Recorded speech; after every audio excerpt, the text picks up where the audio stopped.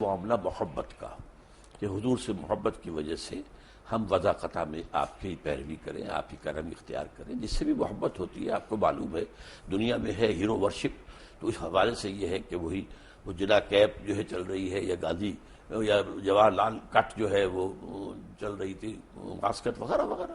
تو اس حوالے سے یا وہ ماؤ زے تونگ کا جو ہے وہ کوٹ خاص قسم کا. تو اس طریقے سے حضور کے بھی جو محبت کا تقاضا ہے تو اس میں آپ کے ان اداؤں کی بھی پیروی کی جاتی ہے. لیکن اصل شے تو وہ آپ جو شریعت لائے ہیں، جو احکام دیے ہیں، کسی شے کو حلال قرار دیا، کسی کو حرام قرار دیا ہے، کسی کو موقت کیا سنت میں، کسی کو غیر موقت کیا ہے. بعض کام ایسے بھی ہیں جو آپ نے کیے لیکن صحابہ کو روک دیا کہ مت کرو، حالانکہ وہ سنت تھی لیکن آپ نے روک دیا. صوم وصال کی ایک مثال ہے کہ آج فرض کیجیے آپ نے روزہ رکھا، شام کو افطار نہیں کیا، وہ روزہ کنٹینیو کرے ڈیورنگ دی نائٹ، اگلی صبح سے پھر وہ اگلی شام تک جا کر 2 دن کا یوم وصال، صوم وصال 2 دن کا روزہ، کبھی 3 دن کا بھی آپ روزہ رکھ لیتے تھے، لیکن آپ نے صحابہ کو منع کیا.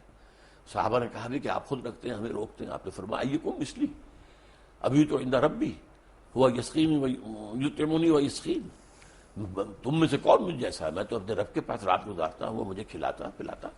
تو یہ چیزیں ہیں، تمام ان پر علماء نے بڑی محنتیں کی ہیں، ہمارے فقہاء نے، محدثین نے، اور ہر چیز کا ایک درجہ جو ہے معین کر دیا گیا.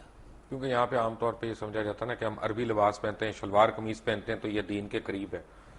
حالانکہ حضور تو شلوار نہیں پہنتے تھے، حضور کا تو تہبند تھا. شلوار آپ کو پیش کی گئی اور آپ نے پسند کی کہ یہ اچھا لباس ہے، زیادہ ساتر ہے. یعنی تہبند کے اندر تو آدمی رات کے وقت جو ہے ہو سکتا ہے ننگا ہو جائے، شلوار میں تو ننگا نہیں ہوتا، لیکن آپ نے پہنی نہیں. وہ آپ کی کہتے ہیں سنت عادت، جو آپ بچپن سے پہنتے آئے تھے وہی آپ پہنتے تھے.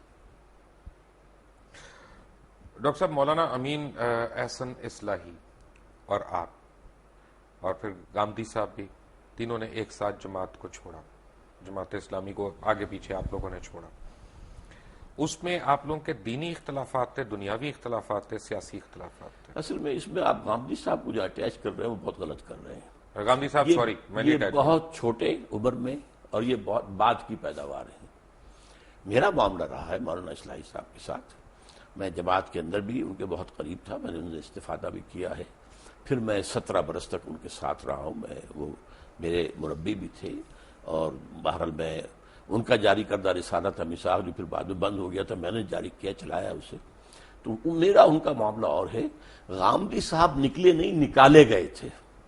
اب یہ علیحدہ مسئلہ ہے کہ وہ الزام کیا تھا، کیوں نکالے گئے تھے، یہ تو اب آپ لوگ جو ہے اس کی تحقیق کریں. لیکن یہ کہ وہ اصل میں نکلے نہیں تھے بلکہ نکالے گئے. تحقیق کرتے ہیں. ڈاکٹر اسرار احمد صاحب بیٹھے ہیں ہمارے پاس. وی کم بیک ٹو ہم after break. Take a break. Welcome back from the break. Break پہ جانے سے پہلے آپ باتیں سن رہے تھے ڈاکٹر اسرار صاحب کی. جی ڈاکٹر صاحب، آپ بات کر رہے تھے کہ آپ نے اور امین صاحب نے ایک ساتھ چھوڑا، وہ کیا وجہ تھی؟ جی اصل میں اس میں ایک تو وہ بات تھی کہ جو میرے ان کے درمیان مشترک تھی، اور وہ یہ کہ ہمارے خیال میں مولانا مودودی نے جو تحریک شروع کی تھی، یہ اصل میں 39-40 میں اس کا انہوں نے ایک فکر دیا تھا، سن 41 میں باقاعدہ قائم ہوئی. وہ ایک انقلابی تحریک کا نقشہ تھا، اسلامی اصولی اور انقلابی تحریک کا. پاکستان میں آ کر انہوں نے الیکشن میں حصہ لے کر اسے ایک اسلام پسند سیاسی قومی جماعت بنا دیا.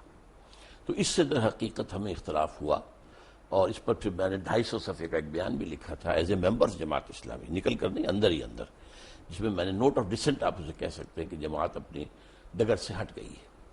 یہ بیان مولانا اصلاحی صاحب نے پڑھا، بہت پسند کیا. انہوں نے شورا کے لوگوں سے کہا کہ سب لوگ اس کو پڑھیں وغیرہ وغیرہ.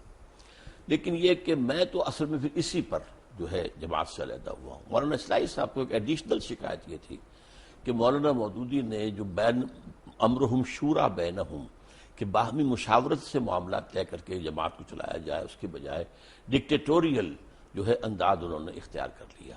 یہ ان کا الزام تھا ذاتی مولانا مودودی پر. بہرحال میرا تو چونکہ یہ کہ میں تو ایک ینگ، تو آپ یہ سمجھے تھے کہ جماعت جو ہے وہ سیاست کی طرف اس کو نہیں آنا چاہیے تھا، الیکشن کی سیاست کی طرف. ایک سیاست ہے انقلابی سیاست، خلافت کی طرف، جس میں نظام بدلنا ہوتا، کوئی بھی خلافت ہو. بادشاہت کو ختم کر کے اور کمیونسٹ ریولوشن آئے، ریولوشن، بادشاہت ختم ہوئی اور جمہوری انقلاب آیا، فرینچ ریولوشن تھا. ایران کے اندر بادشاہت ختم ہوئی اور علماء کی حکومت قائم ہو گئی، ایک ریولوشن ہے. تو ریولوشن اور ہے، الیکشن اور ہے. الیکشن تو کسی سسٹم کو چلانے کے لیے کیا جاتا ہے. الیکشن میں حصہ لینے والی پارٹیز جو ہے بیسک جو ہے نظام اس میں کمپرومائز کر رہی ہیں. مطلب یہ کہ اب امریکہ کے اندر ریپبلکن اور ڈیموکریٹس کے اندر امریکہ کے نظام پولیٹیکل سوشو اکنامک سسٹم میں تو کوئی اختلاف نہیں ہے. تھوڑا سا ہوگا امیگریشن پالیسی پر ہو جائے گا, ہیلتھ کیئر پر ہو جائے گا, وغیرہ وغیرہ. اس طرح برطانیہ کے اندر کنزرویٹو پارٹی اور لیبر پارٹی میں کیا اختلاف ہے؟ ان کا جو نظام ہے وہ تو متفق علیہ ہے. وہ تو یہ ہے کہ بھئی آپ اپنا مینیفیسٹو دے دیجئے, ہم اس طرح کر دیں گے, ہم ٹیکسیشن میں یہ کمی کر دیں گے, یا وہ کر دیں گے, ٹھیک ہے آ جائیے. تو نظام نہیں بدلا کرتا الیکشن سے, الیکشن کے لیے ریولوشن آتا ہے. اچھا مجھے یہ بتائیں کہ آج کل ایک جو ہے نا ڈپلیسٹی ہو رہی ہے. میں کنفیوژن کا لفظ نہیں استعمال کرنا چاہتا, ڈپلیسٹی ہو رہی ہے. ہم ایک خاص ایک طرح کا اسلام ہم اس کو پروموٹ کر رہے ہیں, کچھ لوگ اس سے ایگری کرتے ہیں, کچھ نہیں کرتے. لیکن ہو یہ رہا ہے کہ اوور آل اسلام کا ایک جو تصور پوری یعنی میں کہوں گا کہ ویسٹ کے اوپر آ رہا ہے, وہ کوئی فرینڈلی تصور نہیں ہے. وہ ہم دیکھتے ہیں, ہمارے پاسپورٹ دیکھتے ہیں امیگریشن کاؤنٹرز پہ ہمیں کھڑا کر دیتے ہیں, کیونکہ یہی ہم دھماکے کرنے والے بھی ہم, خود کش حملے کرنے والے بھی ہم. اب یہ تو میں مانتا ہوں کہ جو حملے کر رہے ہیں ان کے ساتھ زیادتی ہوئی ہوگی, ضرور ہوئی ہوگی, یا ان کا جہاد ہے, جو بھی ہے. لیکن جو لوگ شہید ہو رہے ہیں, جن لوگوں کو مارا جا رہا ہے, وہ بھی تو معصوم ہے. کیا اس کی اجازت ہے؟ اصل میں یہ تو بڑا ایک سینسیٹیو سے کوشچن ہے میرے نزدیک. اب جو بھی اس میں شہید ہو رہے ہیں, مارے جا رہے ہیں, بہرحال وہ تو غلط طریقے پر کام ہو رہا ہے. لیکن وہ بات سمجھ لیجیے اصل میں کہ ہمارا جو اس وقت ویو ہے ویسٹ میں, وہ کس اعتبار سے, وہ اسلام کو ایز اے ریلیجن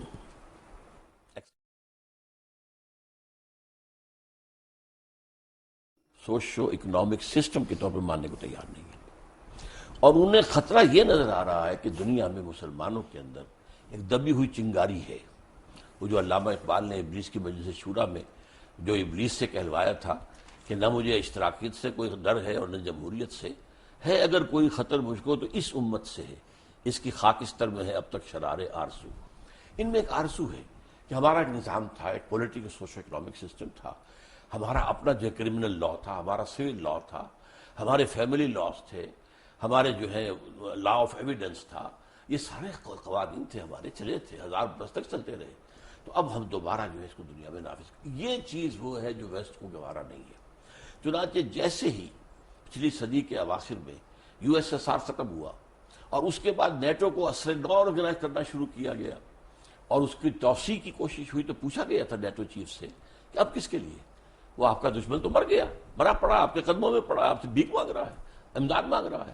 انہوں نے کہا تھا اب ہمیں خطرہ اسلامک فنڈامنٹلزم سے ہے. یہ ہے اصل جو خطرے کی بات ہے کہ جو انہیں ہے, اسی کو کرش کرنے کے لیے آپ اندازہ کیجیے جتنی بڑی جو ہے کولیشن بنی ہے افغانستان کے لیے, عراق کے لیے کیوں نہیں بن سکی؟ کیونکہ عراق میں کوئی اسلامی ایشو نہیں تھا, مذہبی ایشو نہیں تھا, وہاں تیل کا معاملہ تھا یا جو بھی تھا. میرے نزدیک وہ پہلا قدم تھا گریٹر اسرائیل کی طرف, اس لیے کہ جب صدام کی حکومت ختم ہوئی ہے اور اس کے مجسمے گرے ہیں تو شیرون نے کہہ دیا تھا پہلے دن ان قریب عراق پر ہمارا قبضہ ہوگا. It was the first step towards the establishment of Greater Israel. یہاں ایران, یہاں افغانستان میں تو ایسی باتیں نہیں تھی. گریٹر اسرائیل کے تو تھریٹ ہم بھی ہیں, ہم کیونکہ نیوکلیئر پاور ہیں. گریٹر اسرائیل کے تھریٹ ہم نہیں ہے, we are not included in that.